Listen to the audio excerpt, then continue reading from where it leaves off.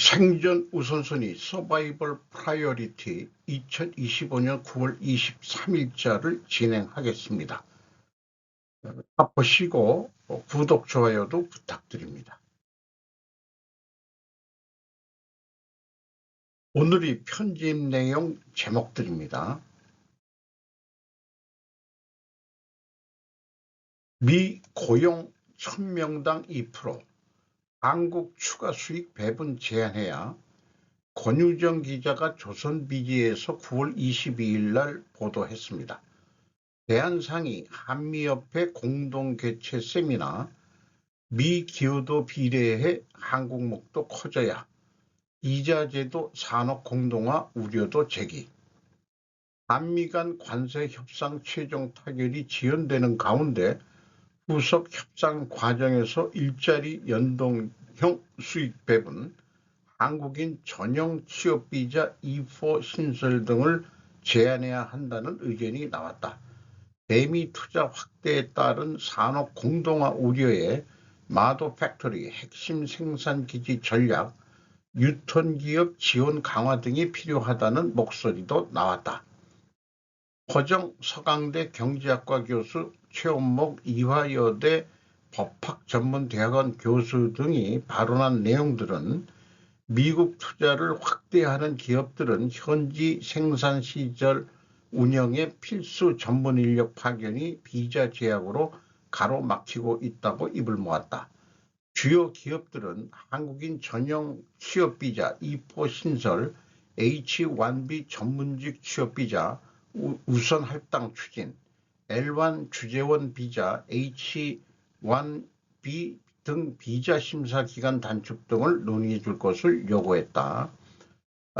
이 한미 산업협력에서 그 개최한 데가 한미협회라고 그러는데, 이게 한미협회라 그래도 우리나라가 만든 어떤 협회 같아요. 그러니까 제 생각에는 한국인들끼리만 이렇게 모여서 세미나를 개최하는 그런 모양인데, 여기 윈윈 전략이라는데 이런 생각이 들어갑니다. 이 글을 읽고서 소리내어 읽어서 제가 이해한 다음에 느끼는 것은 전문가들, 교수들이 와서 얘기들을 했는데, 대한상의와 암참이 공동 개최에도 영향력이 있을까 말까 할 상황 아닌가, 이런 생각이고요. 다시 한번 매국노적인 발언을 한다면, 여러 번 얘기를 했는데 한국이 미국의 51번째 주 하겠다고 먼저 제안해라. 일개 소시민이 오죽하면은 이런 생각이 들겠냐. 해법이 잘 안 보인다. 그럼 식민지 하겠다는 뜻이냐? 아니, 왜 식민지냐? 미국의 51번째 주가 되는데 일제 36년 그 식민지 여부를 떠나가지고 그 36년뿐이 안 됐는데, 그 미 제국이 망하면 그때 독립하면 되지. 미국이 천년 만년 이 세계 제국을 허갔습니까? 그런 생각도 들어갑니다. 속보 최태원 한국과 일본 경제 통합해야 일과 새 반도체 개발 중. 박양수 기자가 디지털타임즈에서 9월 22일 날 보도했습니다. 일본 요미우리 신문과 인터뷰, 미국 EU 중에 이어 세계 4위 경제권 될 것. 최태원 SK그룹 회장이 한국과 일본 양국 간의 유럽연합과 같은 경제 공동체 방식의 경제 협력이 필요하다고 재차 강조했다. 이것은 대한상의회장 상공회의소 회장으로서도 얘기를 작년에 했었습니다. 최 회장은 일본과 경제협력의 구체적인 사례로서 전기가 아닌 빛 형태로 통신 데이터를 전달하는 프로젝트로서 새로운 반도체 개발 현황도 공개했다. 최 회장은 22일 일본 요미우리 신문에 게재된 인터뷰에서 최근 한국 정부가 포괄적 점진적 환태평양 경제 동반자 협정 CPTPP 가입을 검토하기로 한 데 대해 CPTPP 가입도 좋지만 완만한 경제연대가 아니라 EU 같은 완전한 경제통합이 필요하다고 말했다. CPTPP는 일본 등이 주도해 2018년 출범한 다자간 자유무역협정으로 한국 정부는 지난 3일 경제장관 회의 등을 열고 CPTPP 가입을 검토하기로 했다. 그는 일본 NTT와 SK 회장 반도체 기술 개발에 대한 논의를 진행하고 있다며 아이온 프로젝트에도 참여해 새 반도체 개발을 진행 중이라고 밝혔다. 이번 인터뷰는 지난 15일 최 회장이 오사카 간사이 만국 박람회 방문 때 이루어졌다고 신문은 전했답니다. 통일교 불구속 상태에서도 진실 규명 가능해 정성수 기자가 세계일보에서 요거는 9월 21일 날 보도를 했습니다. 불구속 상태에서도 진실 규명은 충분히 가능하다는 입장을 밝혔답니다. 통일교가. 그리고 좀 나이 좀 생각해 달라는 그런 거를 했다는 거죠.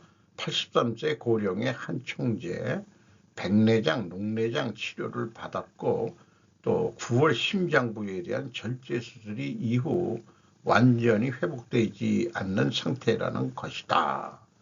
그래서 불구속 수사를 거듭 강조했다. 이렇게 되는데 제 생각을 좀 정리해 보면은 이재명 정부가 일본처럼 통일교 종교법인 해체가 목적이라면 분명 구속수사로 결정할 것이다. 일본 거점 통일교 해체, 한국 거점 통일교 해체된다고 해도 미국 거점 통일교는 그 정부로부터 보호를 받을 것이다. 미국 거점은 고 문선명 아들이 운영하며 UPI란 언론도 가지고 있다. 국내에서 비종교인들 중 가정연합의 행사에 참여했던 사람들은 크게 반감은 없는 것으로 비춰집니다.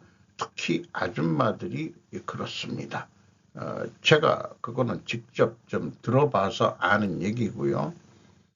어쨌든 이 통일교가 미국 쪽에서는 크게 문제가 안 되는 게 정치인들한테 돈을 주는 거, 그것은 공식적으로 로비 내지는 후원금 이런 거가 그쪽에서는 아예 오픈형으로 하고 있기 때문에 우리나라는 무슨 청탁급지 뭐 이렇게 해서 죄로 다 뒤집어 씌우는데 정치인들이 어디서 돈이 나와서 정치를 할 수 있으려는지 모르겠습니다만은 정치란 게 이해관계자의 대변도 해주고 하는 게 정치인이죠.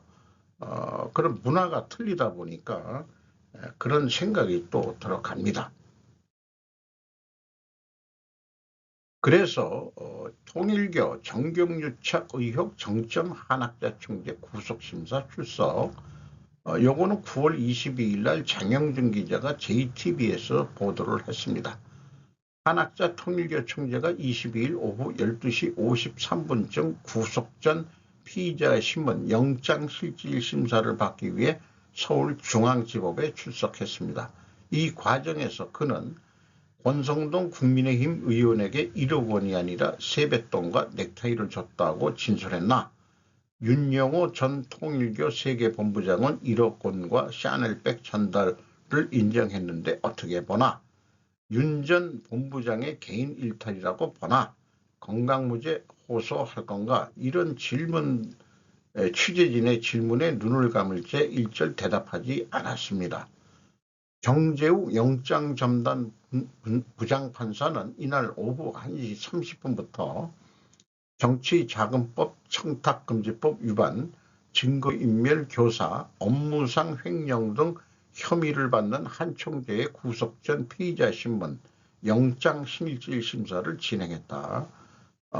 차에서 내리는 부축해주는 남자가 누군지는 모르겠습니다만 휠체어에 앉아서 들어가는 모습, 그 다음에 취재진들이 주로 우리 그 여성 기자들 분들이죠.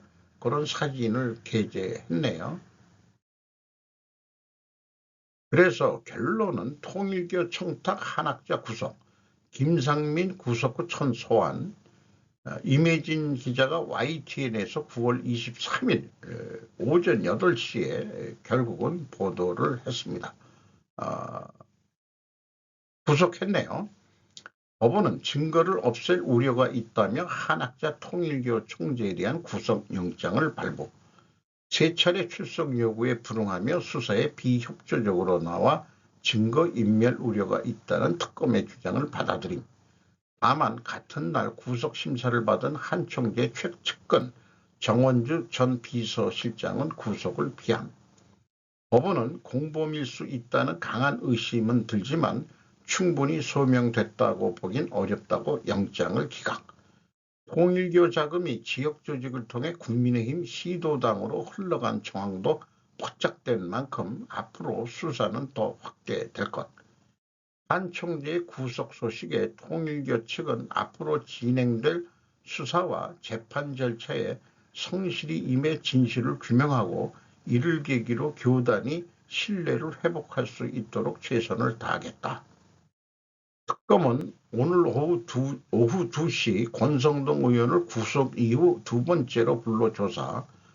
이에 앞서 오전 10시에는 김상민 전 부장검사가 구속된 뒤 첫 소환 조사를 하고 김건희 씨 측근으로 알려진 이정호 전 블랙펄 인베스트먼트 대표의 첫 공판기일이 오늘 오전 11시 서울중앙지방법원에서 열린답니다. 오후에는 김건희 씨와 통일교 사이에 각종 청탁을 매개한 혐의로 구속 기소된 건진법사 전성배 씨의 첫 공판 준비 기일이 또 진행된답니다. 발빠르게 완전히 통일교 죽이는 작업을 지금 하고, 죽인다기보다도 뭐 해체 이런 쪽으로 가는 것 같습니다. 통일교 한학자 총재 구속 겸허히 받아들여 국민께 사과. 이것은 박혜연, 김나영 기자의 조선일보 보도 내용을 제목을 이렇게 가져왔습니다. 어쨌든 통일교 입장에서는 겸허히 받아들이겠다는 것을 조선일보 측 기자들은 그것을 제목으로 띄웠습니다. 포르쉐 전기차 시장서 한발 후퇴, 독일 자동차 산업 충격. 백윤미 기자가 조선미디어에서 9월 22일 날 보도했습니다. 고급 전기차 수요 부진, 실적 악화불러, 영업이익 18억 유로가 떨어졌다. 폭스바겐도 전망 하향, 독일차 산업 전기차 전환 한계가 드러났다는 거로 해였습니다. 그래서 전기차 말고 내연기관 및 하이브리드 모델 강화에 나섰다. 이것이 이제 핵심일 거고요.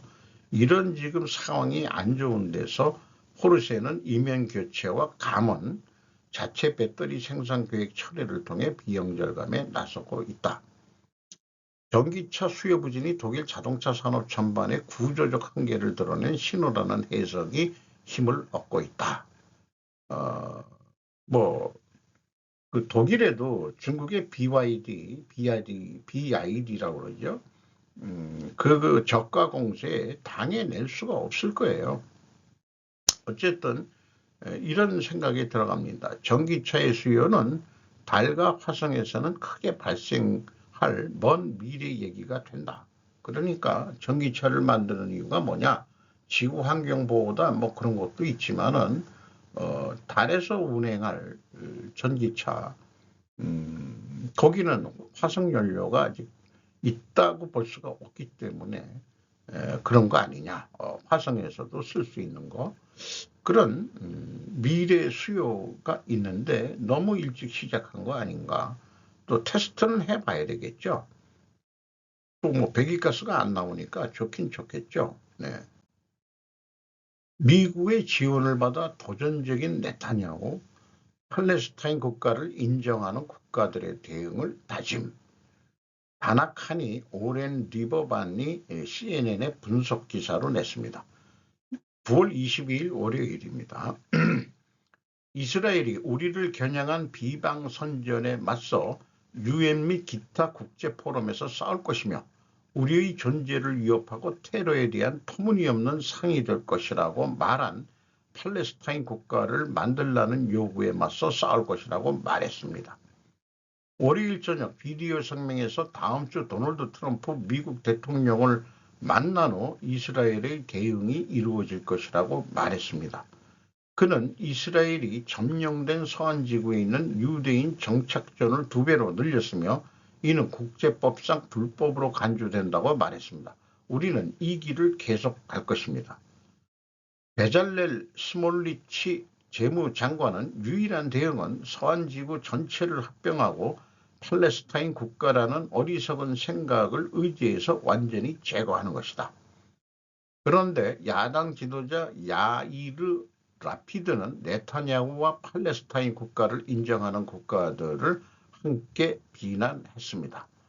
우리 역사상 최악의 안보 재앙을 초래한 바로 그 정부가 이제 역대 가장 심각한 외교 위기를 초래하고 있습니다라고 그는 X에서 또 말했습니다. 이스라엘에도 야당이 있다 보니까 네타냐후를 비판하고 있는 거죠. 8월 30일 이스라엘 점령하에 있는 서한지구 헤브론에서 주간 정착 및 투어 이런 것 중에서 지키는 이스라엘 군인들을 사진을 게재했네요. 영국 등 3개국 팔레스타인 승인 효과는 데일리 뉴스에서 8월 22일 날 보도를 했습니다. 도쿄대 중동지역연구센터 스즈키 특임 준 교수는 이스라엘에 고립감을 주고 있는 것은 틀림없다고 말하는 한편 실질적인 효과는 적다고 분석한다. 이스라엘에 고립감을 주고 있는 것은 틀림없지만 네타냐후 수상은 이번 달 15일에는 또 고립주의 상무국가 군사 방위력 중시에 스스로를 지키는 체제를 강화하는 나라, 우리가 얘기하는 그 자주국방이죠. 자주국방이라고 시사했다. 이스라엘은 가자지구 최대 도시인 가자시를 제압하기로 결정했다. 그런 의미에서는 국가 승인의 흐름에 따라 가자지구에서의 공세는 강해지고 있다고 생각할 수 있다라고 말해 국가 승인이 결과적으로 가자지구의 공세를 강하게 했다고 분석한다. 역효과가 났다는 거죠. 현지인들은 이스라엘이 지상 침공하고 있는 가자지구 가자지에서 피난을 강요당하고 있는 알라 살라마 씨는 영국 등의 국가 승인에 대해 승인하면 지금 일어나고 있는 학살을 멈출 수 있는가라고 반문하고 있습니다. 현지 현실을 봐달라고 강한 어조로 호소했다.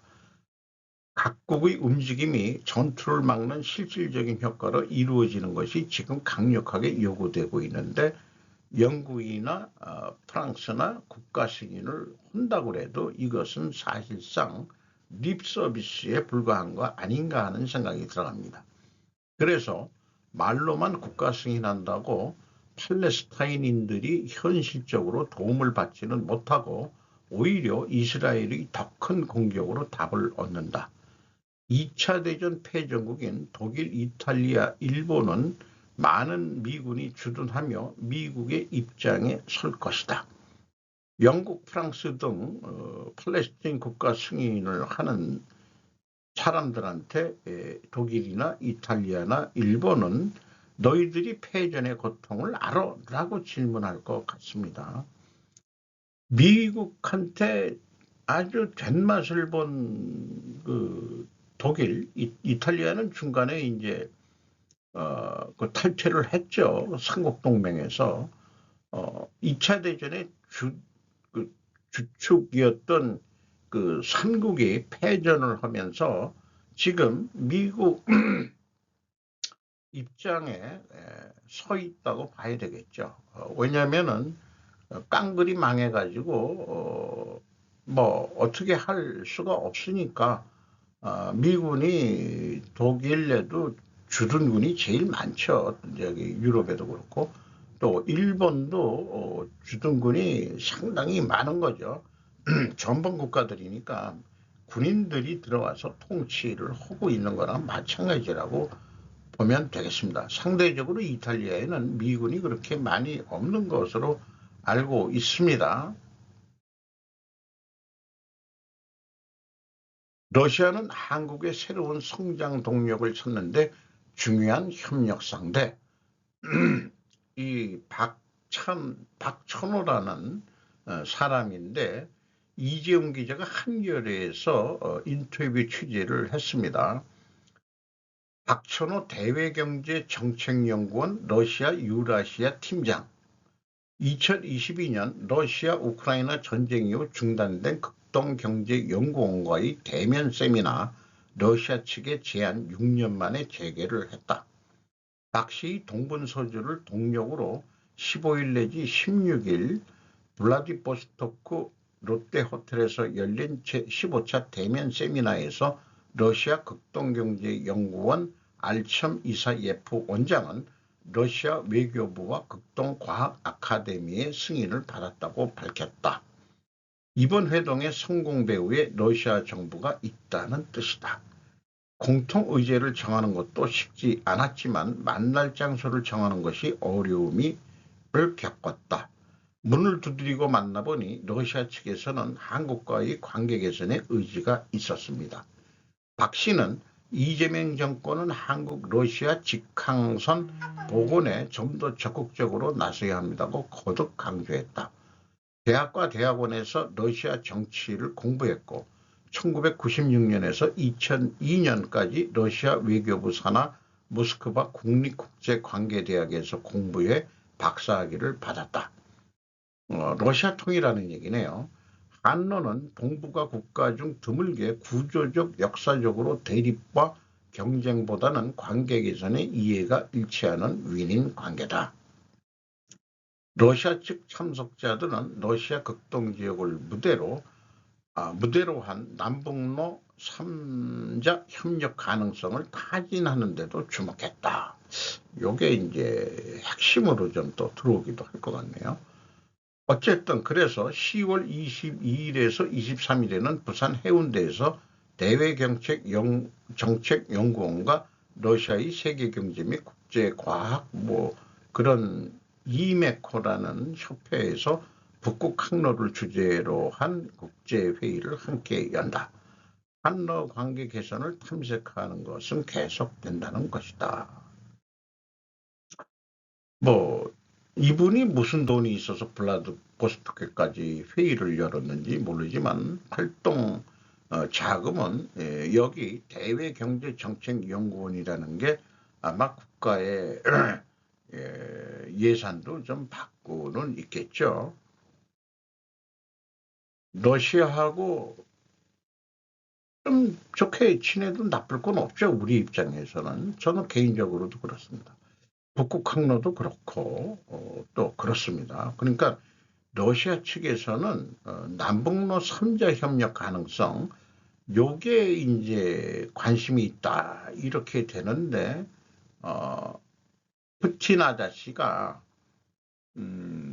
남북 대화의 중재자로 나서겠다는 뜻으로도 해석되네요.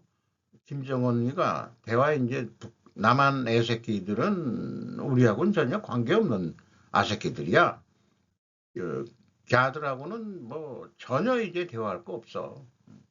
이렇게 얘기를 했으니까 그러지 말고 우리도 좀 남한한테 한국한테 아쉬운 거 있거든.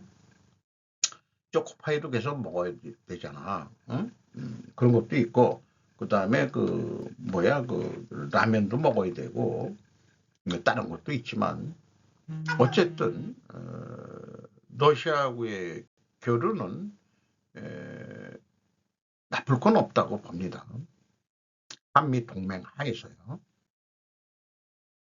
북한 김 위원장이 중국과의 관계를 더욱 강력하게 강화할 것이라고 국영 언론이 보도.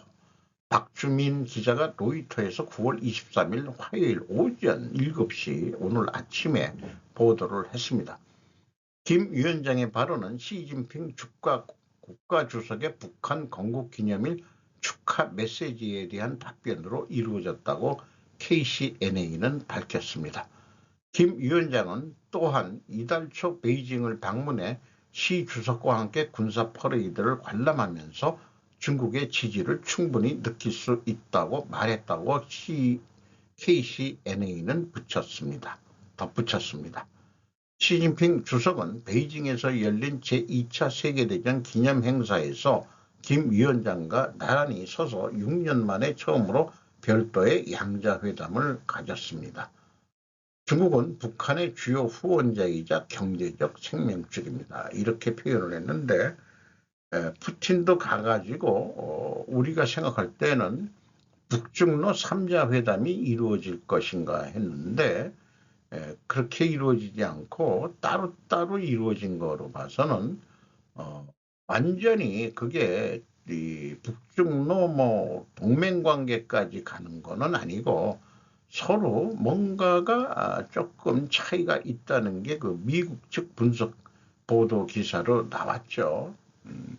그러니까 북한 입장에 김정은이 입장에서는 김정은이도 결국은 양다리 외교를 지금 하고 있는 거나 마찬가지라고 봅니다.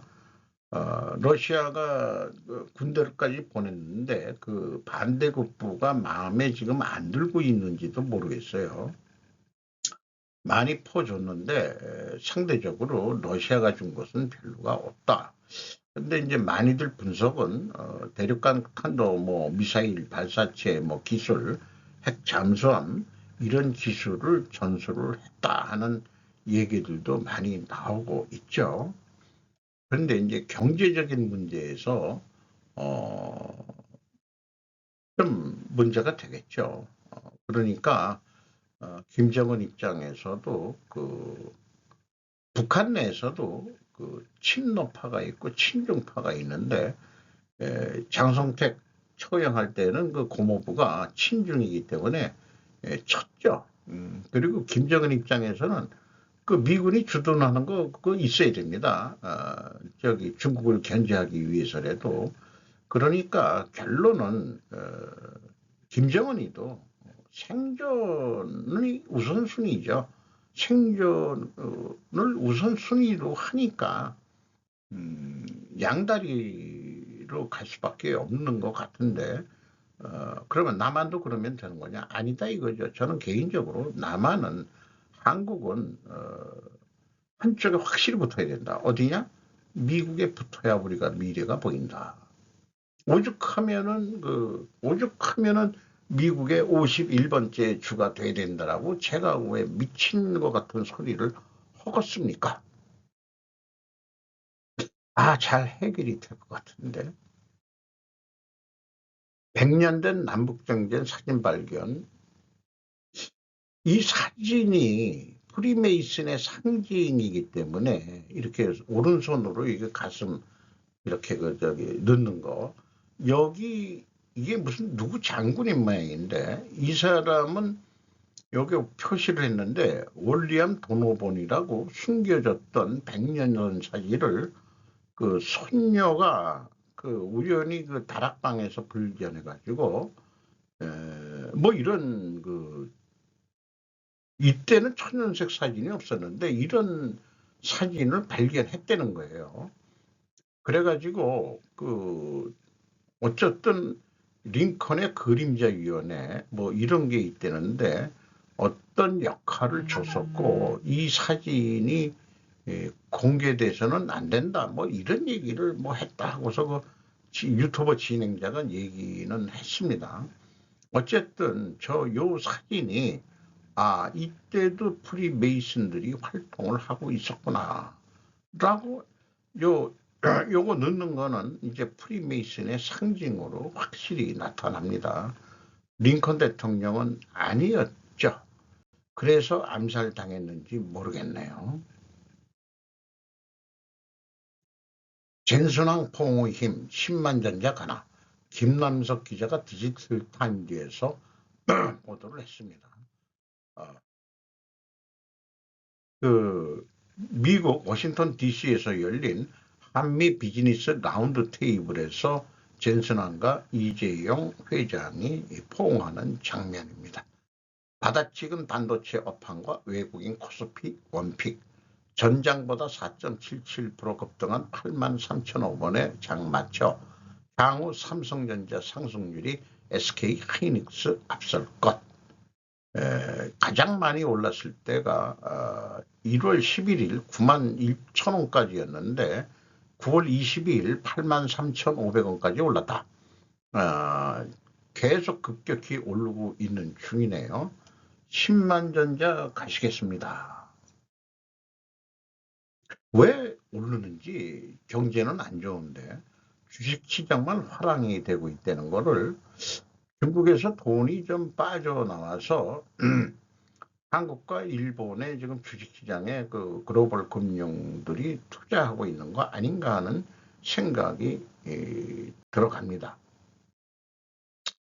중국의 항공모함 역량이 놀라운 도약을 이루었습니다. 토마스 뉴딕이 더 워전에서 9월 23일 날 보도했습니다. 중국 인민해방군 해군 플랜은 첫 번째 투석기 장착 항공모함인 푸젠함에서 항공기를 진수하고 회수할 수 있는 능력을 입증했습니다.